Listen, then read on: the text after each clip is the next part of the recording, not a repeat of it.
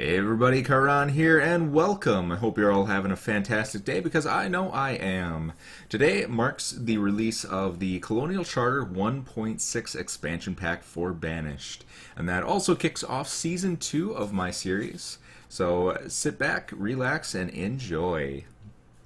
Today we do have the CC 1.6 The Forge Awakens expansion pack installed. Right now it is an early release pack, so it's not available through the workshop. However, there will be instructions in the description of this video that will help you get this installed. It requires a couple things. You do need version 1.0.5 beta 2, build 15.12.14. So just make sure you have that at the bottom. If you don't, you'll have to go into Steam and enable the beta option for Banished, or you can go directly to shiningrockstudios.com and download the beta version there if you don't use Steam. Then you'll need to go over to colonialcharter.com and get the 1.6 expansion and install that into your mods folder. Today we're also going to be using the Big Horny Animals mod, just like we did last season, to combat the disease mechanic that I really don't enjoy and don't agree with. So I would also recommend getting Big Horny Animals. You can get that from the workshop. And that should do it. We don't really need any other mods. Everything is really rolled into Colonial Charter. So we do have a couple new variants here. The new ones will be at the bottom. So Red Desert and Water World. Red Desert is a red version of the desert. I don't believe there's really any other differences in the map style that I'm aware of, as far as like temperature or climate or anything like that.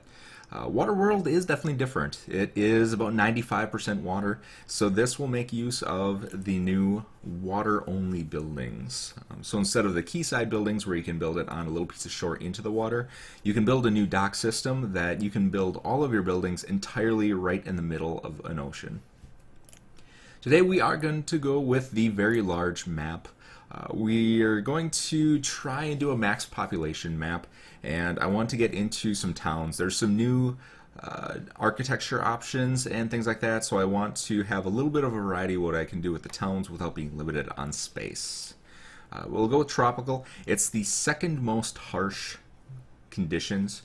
Arid conditions are obviously the harshest, but tropical is a max of 100 degrees, a low of 60 degrees with low tolerance and low variance. So it'll give us a little bit of a challenge. We are also going to be slightly limited on crops as well. There's a few low temperature crops like potatoes and pumpkins that won't grow very well in tropical climates. So we'll need to keep an eye on which crops we plant. Disasters we will be turning on. I had it off last season, but I think on this season will be good. Just for a little variety. You know, I think it would be nice if some of our buildings did burn down. We had to kind of make sure that we had enough citizens available to take care of that. And last but not least, we do have 3 new starting conditions. We have Bayou, which allows you to start with some materials necessary to make a full dock town. So you could use this if you wanted to do the Lake Waters Marsh, Swamp Valley, or Water World. We also have the Old Castle, which is just a hard condition with an old castle instead of a wagon. And all the wild things is basically sandbox mode. It has unlimited resources. Resources respawn. You can gather food naturally through the environment and things like that. So if you just want a really casual play style without getting too in depth, or if you just want to play around with different buildings and things, that might be up your alley. But what we're going to do is we're going to try out the new Old Castle Hard. And we are going to let's see, Chiron Town? Yeah, sure, why not? We're gonna name it, and then I do have a seed picked out, 713502373. And there we go. So we have our name, our seed, Red Desert, very large tropical disasters on, and Old Castle if you want to follow along in your own game. So we'll go ahead and load this up, and we'll hop right into it.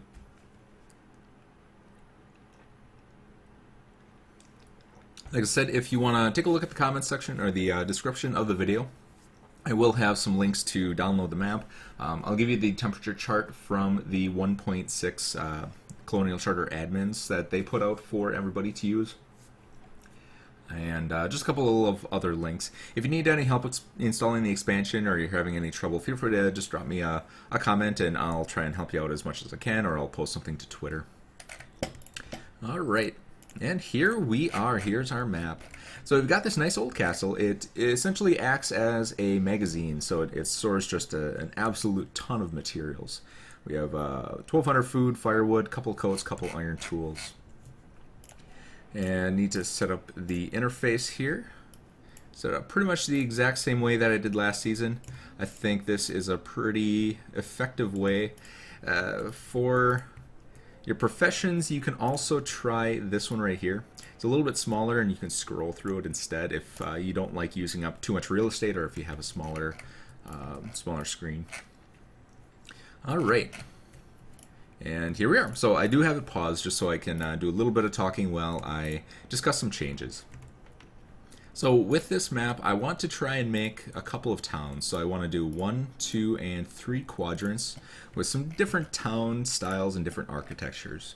The reason for that is we have quite a few different options for new housing. So you can do the Colonial house. These are kind of townhouse variants. So there's a left and right option. There's a larger residence. There's a narrower residence. There's a Colonial homestead. There's a corner house. It's kind of a tunnel house where somebody lives above a tunnel, and then an archway. So what you can do is you can actually make these nice little courtyard areas, or I could build houses around this with tunnels leading through it that go to the castle, and all kinds of other really neat architecture ideas. They definitely went all out with the design of the homes this expansion. Those didn't change at all. There is a new distribution barn. It basically is a storage house. It'll take raw materials in and then send raw materials directly out as long as you have somebody stationed there as a worker. So it's kind of like the reverse of a market or a trading post. So you can put one of these next to like a let's say a hunter. It'll fill this up with food, and then somebody will take that food and then bring it to another barn or market or something like that. So you don't have tons of food sitting on the outliers of the map. We'll get into a lot of this. Most of this is old. These are actually new. The food cellars, they're small storage for any little teeny tiny spot you can think of. So if you want to have a food storage area next to your hunter, but you don't want to take up a lot of your area for spawning trees, you can just use one of these little food cellars, and then that's kind of a go-to between that and your larger barn. Let's see. Looks like a couple of new buildings in here. We have a gazebo. We've got town arrival. These are record to show census data. Huh, that's kind of interesting. And I think everything else is pretty much the same there. Everything's the same in there. There are a couple new food options. So there's something called a tinnery. So it makes canned goods and preserved goods. So instead of just the smokehouse and the preserver that we had last time, there's a new tin option that you can use. There's also plantations. So plantations are the non-edible crop version of the field, so they don't count against your food here. So like we had last season where we just had tons of bamboo that was filling up our available food, we won't have that problem anymore. There's a water tower for clean drinking water. I believe this increases happiness, but I don't know exactly. A couple new mine options. These are surface mines, so instead of having to build into a mountain, you can just place these anywhere, and they'll be able to place. And you can also remove these if you upgrade them, which is nice. So you can reclaim the land once they're dry, or if you just want to move them somewhere else. Don't think there's anything new in there. Nothing new in there. Not really. We have a new forge system. So in the new expansion, you can actually download a change for this. But in the new expansion, when you get iron ore, and you have to smelt that ore into actual materials. So it's just an extra step where you take the ore, smelt it in materials, and then you use that material to build your buildings. If you don't want to do that, if you want to use the old mechanic where you just mine up the iron and then you can start using it, you can download another mod from the Colonial Charter people over at Black Liquid, and that will disable that and bring it back to the vanilla method. So it's up to you if you want to do that. We're going to use the new mechanic. And what are you? So you are a small fuel refinery. Oh, interesting. So if we don't want this large building being really obtrusive, we can use the smaller one. I'm guessing it has fewer workers. Yep, so only one worker instead of two max workers. Got a pub kitchen, which I'm assuming acts pretty much the same as a lot of these inns. And that's the majority of it. The other big change that they really focused on was getting these in place. So these are the quayside buildings. They did revamps of the styles and looks and their mechanics. They included some underbuilding walls. So as you can see, it doesn't have any green footprint. So you can place down as many of these as you want and still build buildings on top. That was the issue we ran into last season. If you remember, I tried to put a wall up around our little creek entrance here, and it just didn't allow us to build those on top of buildings. But they have that now with these under building walls where they don't have any kind of footprint taking up your valuable space. And the new dock system. So these buildings can be placed entirely on water. There's no land requirement at all. So if you're playing with a lot of lakes or if you're playing in Waterworld, this is what you want to use. You can build dock segments, and you can actually build lower dock segments too with little stairs. So you can make multi-level docks and things and make it look really nice and really intricate if you want. So that pretty much does it. That's all the changes. So let's get right into it. For those of you that have never played Colonial Charter before, I apologize for going so fast, but you'll pretty much get the hang of it as you watch my playthrough. So if you didn't follow, don't worry about it. It's something that it does take a long time to really understand and experience.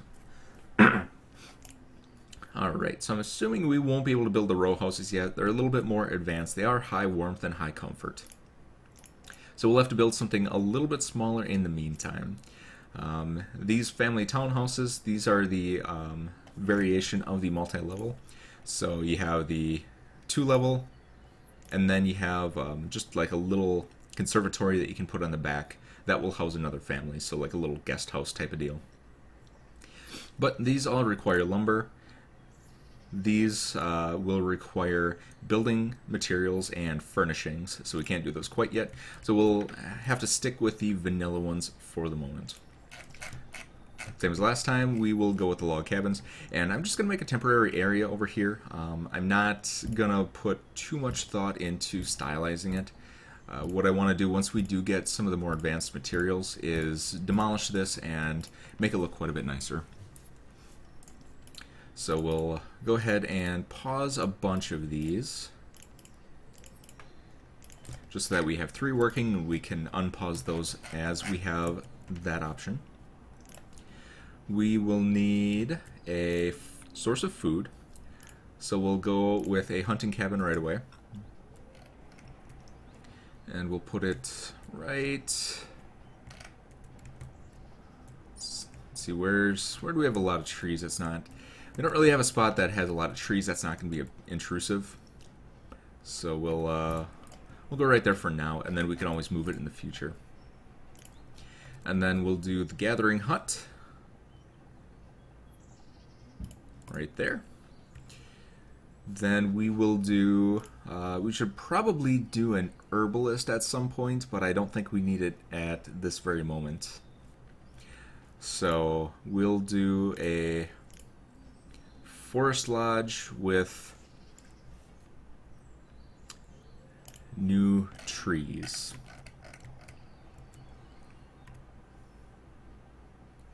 Alright, and I think the forest lodge goes on this section, if I believe. Where is the herbalist? There's the herbalist. Yep, so the herbalist is the wider one. So if you put the gatherer's hut next to the herbalist and the hunting cabin next to a forester's lodge, that creates what's called a forest hub. Apologize, I'm coming down with a bit of a cold, so you might hear me cough once in a while. Alright. So let's get this party started. We'll unpause, go for 10, increase our builders, and see what we got here. So I'm going to pause you and pause you. We'll increase priority on this. because we need food more than we need housing at the moment.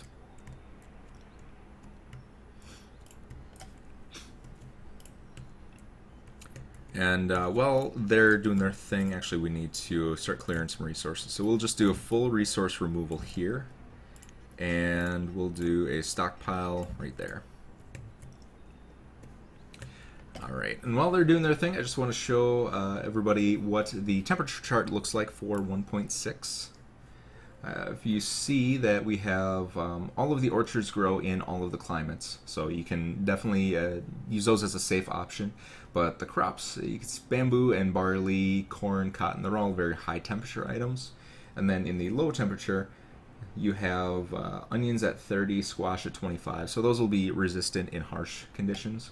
And then the climate conditions you can see over here are exactly what you would expect them to be, where fair is pretty mild, 20 to 80s, arid up to 110, and then very harsh. The high is only 55. So with a high of 55, you don't really want to have some peppers because they're going to be a low of 50, and there's only a 5-degree temperature range that they can grow. So,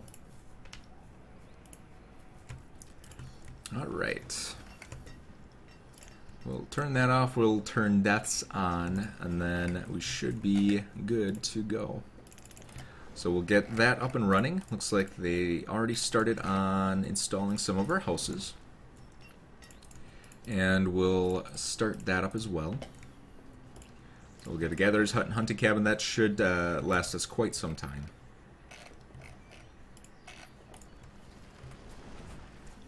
And we do, like I said, we do have plenty of storage. This thing's 2% full and it has 1,000 goods in it, so it's quite large. I think it stores the same as the magazine. I think the magazine was 50,000.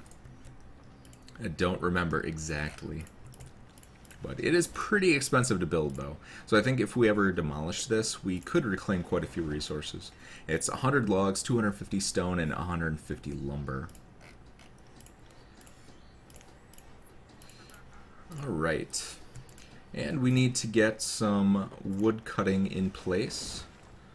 We'll just do a chopper for now. So it looks like they are out of fuel.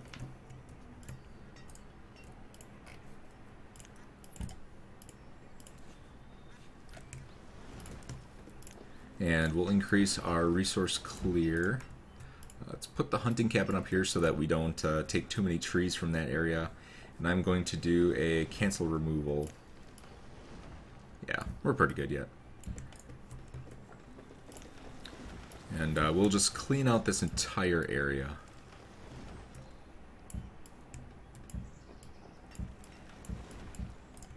There we go. So that should be plenty of supplies for them to get going. And we'll do a, I believe it's a woodcutter that operates this. Yes, indeed. Alright, so we have all of our families housed. We have 10 adults and 4 children. And we have a vacant house here so that when, it's got one 12-year-old in it, so once the couple of the kids grow up, they'll be able to expand without any issue.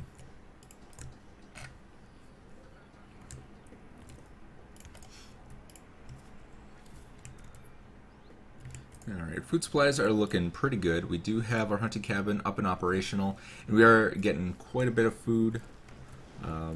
We would have run out of food by now. We only have 200 food, and we've made 600 on this. So, like I said, it's extremely important that the first thing that you build is some sort of a food gathering if you're on a hard condition.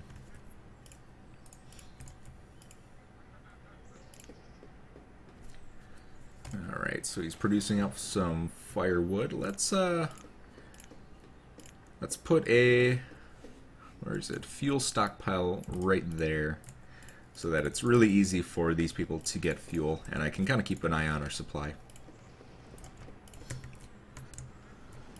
Alright, we got you up and operational. I'm not going to fill it because we need a couple of laborers to bring materials around while we build our initial buildings. And it looks like our population is increasing. So our 12-year-old hit adulthood, and then we had one extra child born. So we were at 4 children, now we're at 5. So we do have good conditions for growing our population. One of the worst things that you can experience is when your entire population dies off before you get your basics in place. Early in my career of playing Banished, that happened once in a while where I didn't quite have my priorities set, and I started out trying to stylize my area first before getting this in. So I would put the hunting cabin in a place that was where I was going to keep it pretty much permanently, and some homes in an area that I wanted to make into a little village. But unfortunately, that just it works out, but you lose a lot of your population and have a chance at starting over. Alright, so our fuel is good. Our food supplies are definitely diminished. But even though it says we have 0 food, all of these should have some sort of food in them. So that's where it's all going, is they're having their personal inventories filled with all of the available food reserves. So don't be too scared that this says 0 right away. Alright. So the next thing we need to do is we're going to use this collect stone and ore feature, and we're going to clear out all of the stone and ore that's in range of the hunter and the forester, because let's see, we'll put 1 forester in, because all of these stone deposits are going to interfere with the trees that are being built by our forester. So we want to make sure that we clear those out, get some new trees planted right away so that we can really increase the production of our hunting cabin. Alright, and it looks like we stabilized now, so these are all full of fuel and food, and now we have an excess, which is good.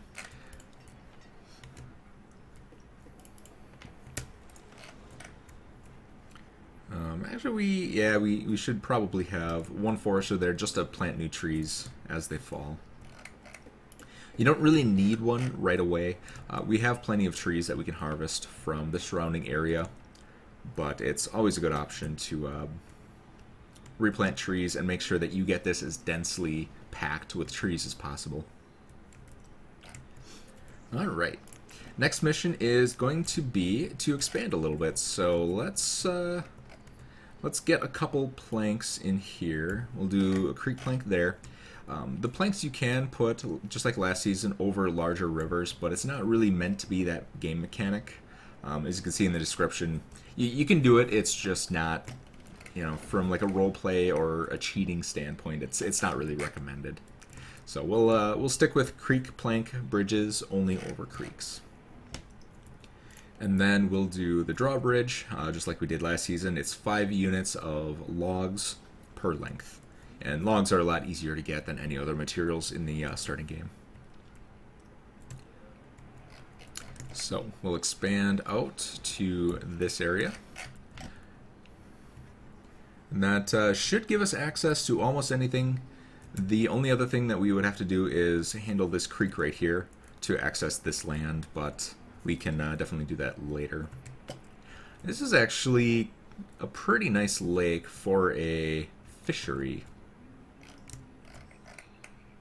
There's a little duck going along. The way fisheries work, or fishing in general, is it's better if it has some sort of a current because it brings more fish in. Putting it just on a lake won't give you all that much of a bonus, but there's enough water here where you can surround the fishery or the dock with tons of water and hopefully make up for the fact that it doesn't have flowing water.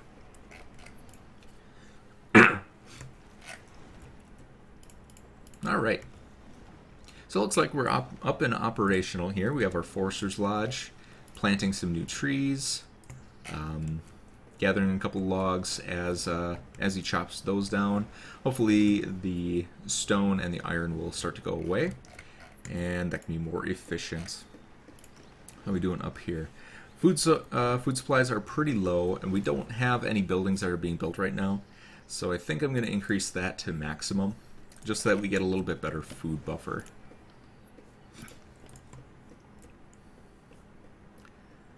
Alright. And since this is a hard condition, we don't have any starting materials really. So we don't have any starting cattle, we don't have any seeds, don't have any orchards. We have absolutely nothing. So all of that needs to come from traders. So I asked in a previous episode what we should do about traders if you want to make a condition where it couldn't use the farm supplier or anything like that. Nobody really commented on that. The farm supplier does seem a little bit cheaty because you can basically get unlimited seeds of any kind that you could ever want. But the downside of playing this map is we don't have that ceremonial grounds, so we don't have those artifacts that we can use to buy seeds really easily. It's going to take a lot of resources for us to buy seeds right away. So I think the farm supplier will be a fine addition. And then we'll do up our trading post, of course. And it looks like we do have a couple more. So alongside the farm supplier, we have industry supplier. So if you're the type of person that likes to import logs and other items like that, you could use the industry supplier just like you do with the farm supplier, but it'll only bring materials for raw resources and things like that. Alright, so let's increase that to 5,000. We'll increase our log limit to unlimited, so all 9s. And we can't increase our other limits quite yet because we don't have a colonial house or a what's the actual name for it? Town hall. We don't have a town hall yet or a colonial hall, and we don't have any mines set up. So, but we do have some good opportunities to set up some mines in mountains. So this would be a really good option.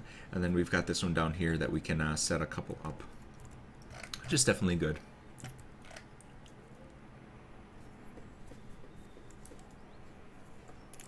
All right.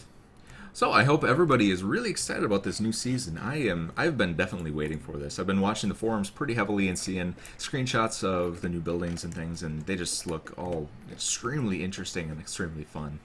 So, perfect. Alright, hopefully we'll pause this one right now. I am actually looking just for the farm supplier. Oh, we need lumber though. Alright, that could be a problem. This one does not require lumber. So let's do a trading post right away, and we'll wait on the farm supplier until we can get some sort of... Actually, I think there is a cheap way to just saw here. Yeah, so we can get a saw pit. It's a slow method of creating lumber. Sawmill uses up 110 logs instead. This uses stone and logs.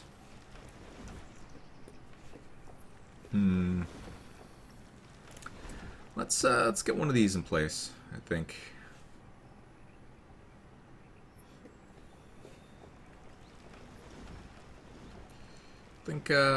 Right there.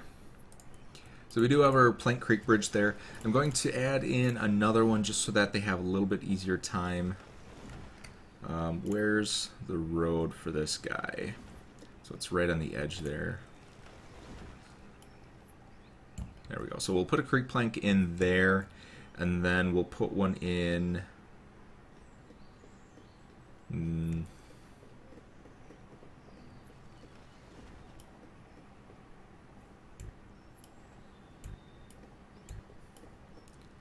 Put one right there. Just so that they don't have to go walking really far to be able to get to this other area. And then eventually, once we have more materials, we can... Which is the drawbridge here? 30. Yeah, I don't really want to spend 30 on these little bridges quite yet. Once we get our Forester Lodge fully up and operational with the max workers, then we can look into that. Alright, so we'll do resource removal, just kind of clear out this area a little bit so we can see what we're working with and get a couple more logs coming in. We do need more food production as well.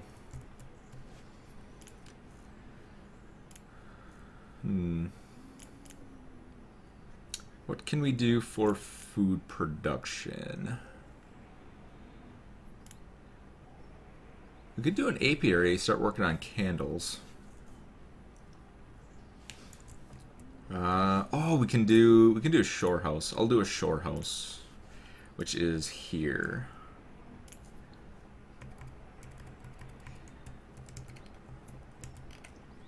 Alright, so for our shore houses, we're just going to build them on the creek because we can't really do anything with the creek otherwise. And my game's a little bit laggy. I'm not sure exactly what's causing that. So I'll have to figure that out before the next episode.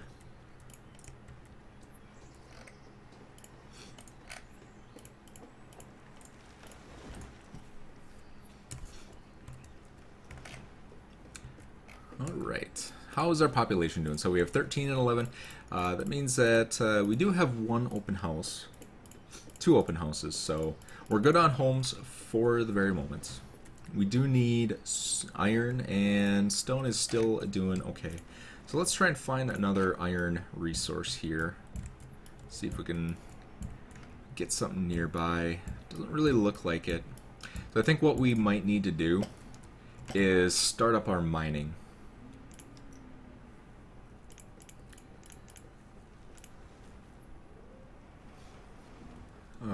But we need lumber for that. We need lumber for all of these.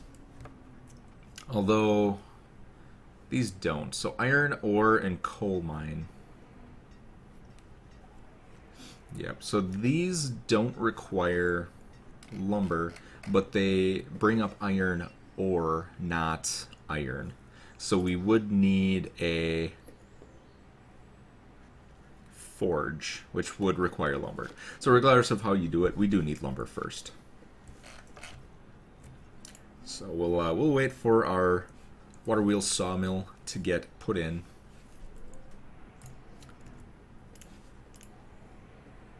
You know what?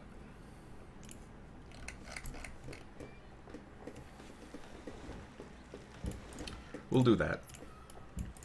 So we'll increase priority on that. It's only 15 logs, and we can always reclaim this later. And then once this is built, we can really increase our production of lumber. Alright, so you are hungry, but we do have some food reserves, so we're good. Alright, 6 laborers, 16 people, 8 children, and our homes are starting to fill out.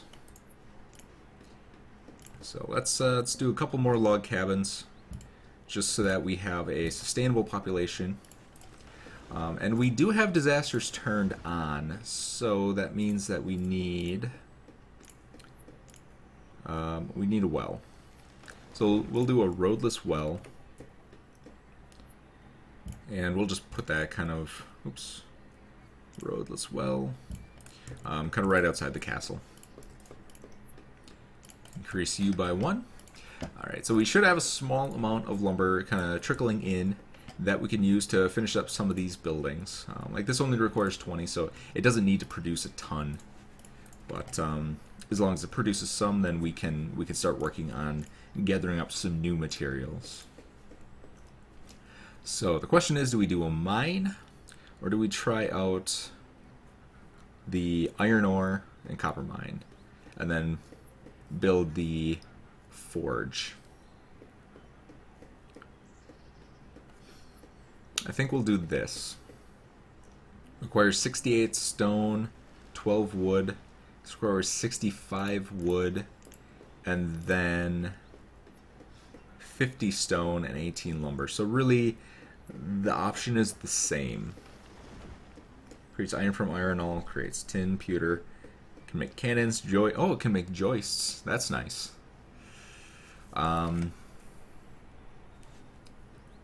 So the foundry is the larger version of the forge.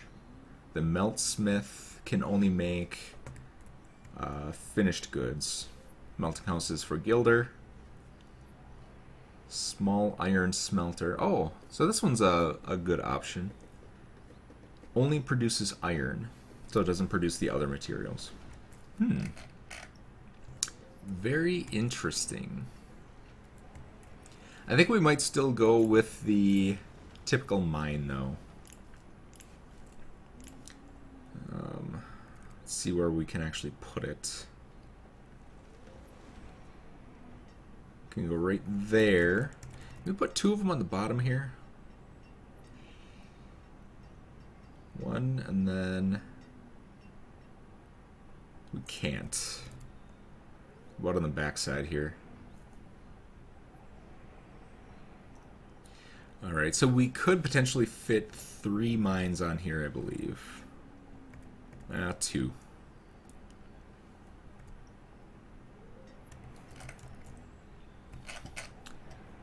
What about this one up here? Let's use this one instead.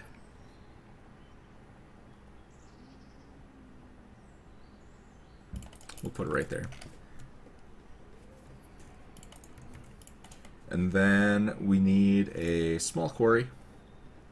And we'll put the small quarry right there. So, I think that's a pretty nice place for him. It's we wouldn't be able to put many buildings in here anyway. It's out of the way. It's between the creek and the mountain, so I think that would look nice aesthetically. Died of starvation? Why do you guys not have any food?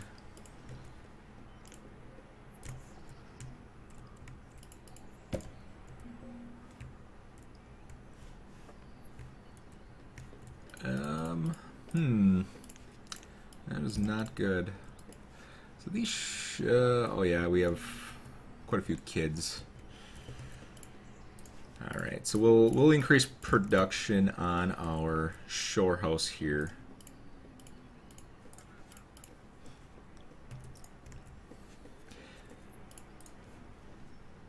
And then we'll be able to collect some food from there. So we'll just do all builders so that they get a boogie on that one.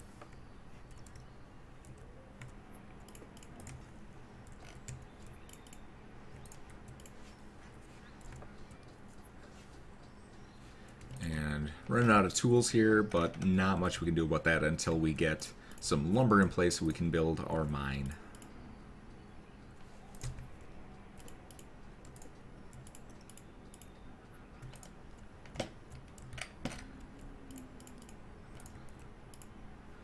What's production look like here? So looks like 8 lumber so far. It's not too bad. We should be able to get this built in a short amount of time here. All right, so shore house we'll do turtles, and we'll assign 2 people to that. We'll do frog legs. I think turtle is probably a food item.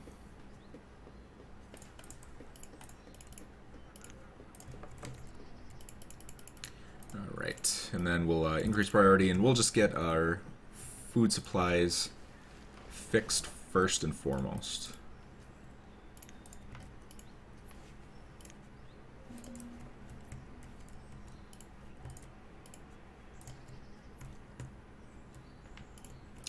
Alright. So, aside from a couple of starvations, I think we're actually doing pretty good here. We'll pause that until we have enough resources gathered. We got 12, so we almost have enough to build this, so I think this saw pit is going to be plenty for now. We don't need to waste materials on that. We really just need to get our food situation figured out.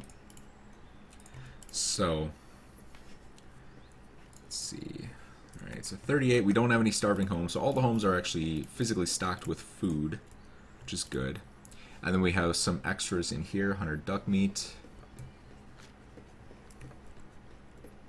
And it looks like that's staying pretty consistent, so that should do. So when you do your playthrough, you just want to make sure that you increase your food production right away.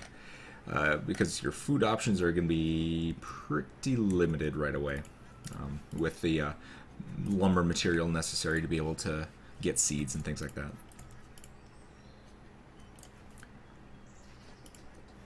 So I'll do one more builder. Let's make sure we have 4 gatherers, 2 shoremen, 2 woodworkers, 3 hunters. Could potentially increase the max of our hunting cabin, but I don't know if that would actually make the difference. I think it's probably going to be more efficient to have the shore houses working. Maybe. I'll have to take a look at the numbers and see what happens. In the meantime, why don't we... I'm going to put another hunting cabin now that these are in place. We'll put another hunting cabin. That's pretty far away. We'll put a hunting cabin here. And that should get us enough food for just a rapidly growing population.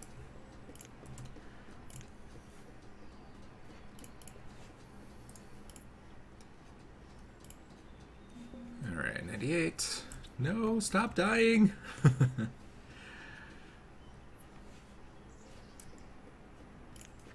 Alright, so we'll take down our builders. We'll put a third guy there. And then I could probably take down our saw pit for now. We'll make that not work. We've got plenty of that, so we've got plenty of fuel. And then we'll increase priority on that. Alright. We'll bump you guys up, so you get 4 people. And then this one, we really don't have enough population to be able to increase it further. We need 1 laborer to be able to drag materials up there. So we'll do that. And at about 40 minutes now, so I think I'm going to cut it there. Pretty productive first episode. A couple of hiccups with starvation, but that's kind of to be expected, once in a while. So we've got plenty of homes for people to grow into as they reach adulthood. Hopefully we'll get a couple of these kids growing up so that we can get some more people working on food. And we should be all good to go. So that just about does it for us here today. Thanks for stopping out, everybody, and see you next time.